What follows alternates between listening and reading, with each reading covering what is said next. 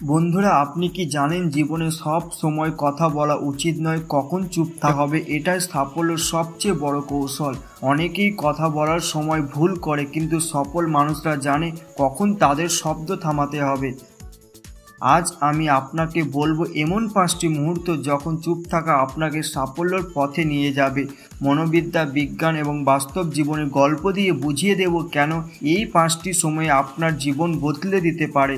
ভিডিওটি শেষ পর্যন্ত দেখুন, কারণ শেষে আপনার জন্য আছে বিশেষ বার্তা। 1 নম্বর, যখন আপনি রাগান্বিত। আমরা সবাই জীবনে কখনো না কখনো রেগে যাই। যখন আপনি রেগে যান তখন আপনার মস্তিষ্কে আমিগডালা অংশ সক্রিয় হয়ে যায়। এই সময় আপনি যুক্তি হারিয়ে ফেলেন। মনোবিদ্যার মতে রাগের সময় বলা প্রতিটি কথা আপনার জীবনের সবচেয়ে বড় ভুল হতে পারে। বিজ্ঞান কি বলে? বিজ্ঞান বলে রাগের সময় মানুষের শরীরে কর্টিসল নামক স্ট্রেস হরমোন বেড়ে যায়।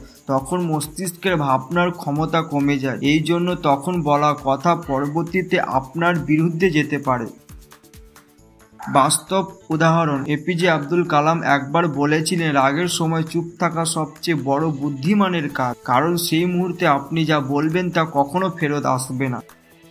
শিক্ষা, যখন রেগে যাবেন প্রথমে 10 সেকেন্ড চুপ থাকুন, শ্বাস নিন, তারপর ভাবুন, এটি আপনাকে সাফল্যের দিকে নিয়ে যাবে। 2 নম্বর, যখন আপনার কাছে পুরো তথ্য নেই। আপনি কি কখনো অর্ধেক জেনে কথা বলার পর ভুল করছেন? সফল মানুষরা কখনো অজানা বিষয়ে মন্তব্য করে না।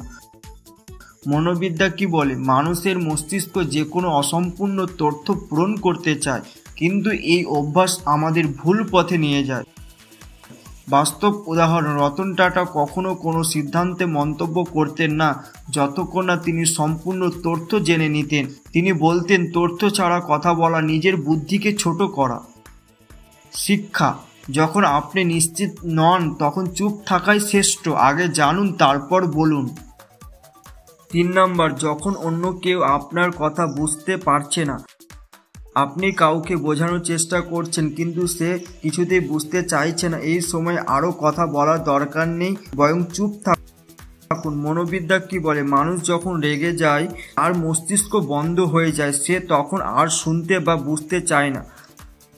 বাস্তব উদাহরণ, স্বামী বিবেকানন্দ অনেকবার বিতর্কে জিতেছেন শুধু চুপ থাকার মাধ্যমে। যখন তিনি দেখতেন তার কথা কেউ বুঝছে না, তিনি আর সময় নষ্ট করতেন না, কারণ সময় এবং শক্তি বাঁচানোই বুদ্ধিমানের কাজ।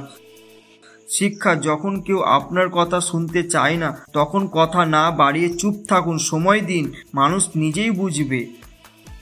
4 নম্বর, যখন আপনার কথা অন্যর ক্ষতি করতে পারে। অনেক সময় আমরা কিছু এমন কথা বলতে চাই যা হয়তো কাউকে কষ্ট দেবে বা ক্ষতি করতে পারে। সফল মানুষরা জানে কিভাবে শব্দ দিয়ে জীবন গড়তে হয়, ধ্বংস করতে নয়। বিজ্ঞান কি বলে? মনোবিজ্ঞানীরা বলেন, শব্দের প্রভাব শরীরের ওপর দীর্ঘস্থায়ী প্রভাব ফেলে। আপনার বলা একটি নেতিবাচক কথা কাউকে মানসিকভাবে ধ্বংস করে দিতে পারে। বাস্তব উদাহরণ, আপনার কথা হবে আপনার শক্তি, আপনার শব্দ হবে শান্তির হাতিয়ার। তাই কথা বলার আগে ভাবুন তা কি অন্যর ক্ষতি করতে পারে। শিক্ষা, যদি আপনার কথা কারো মনে কষ্ট দেয় বা কারো ক্ষতি করে, চুপ থাকুন। কখনো নিজের ইগোর জন্য কাউকে কষ্ট দেবেন না। 5 নম্বর, যখন আপনার সাফল্য বা পরিকল্পনা সবাইকে বলার ইচ্ছা হচ্ছে। আমরা অনেকেই নিজের স্বপ্ন বা সাফল্য আগেভাগে সবাইকে বলে ফেলি, অথচ সফল মানুষরা জানে সঠিক সময়ে আগে কিছুই বলা উচিত নয়। মনোবিদ্যা কি বলে? যখন আপনি কাউকে আপনার পরিকল্পনা বলেন তখন আপনার মস্তিষ্ক সেই কাজটি শেষ না করেই সফলতার আনন্দ অনুভব করে। এতে আপনার কাজের গতি কমে যায়। বাস্তব উদাহরণ, স্টিভ জবস বলতেন, work in silence, let your success make the noise. সফল মানুষরা চুপ থেকে কাজ করে, তারপর সবাইকে দেখিয়ে দেয় তারা কি করেছে। শিক্ষা, নিজের পরিকল্পনা যতক্ষণ না বাস্তবে সফল হচ্ছে ততক্ষণ চুপ থাকুন, আগে করুন তারপর বলুন। বন্ধুরা, আজ আমরা শিখলাম জীবনে কখন চুপ থাকা উচিত, কখন কথা বলা নয় বরং মনের শক্তি ধরে রাখা উচিত। এই 5টি সময়ে চুপ থাকতে পারলে আপনি হবেন সেই মানুষ যাকে সবাই সম্মান করবে, বিশ্বাস করবে এবং অনুসরণ করবে। মনে রাখুন, চুপ থাকা মানে দুর্বলতা নয়, বরং নিজের শক্তি ধরে রাখা।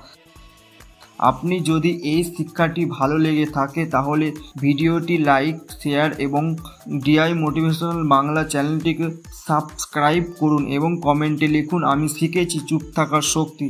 ধন্যবাদ সবাইকে, দেখা হবে পরের ভিডিওতে।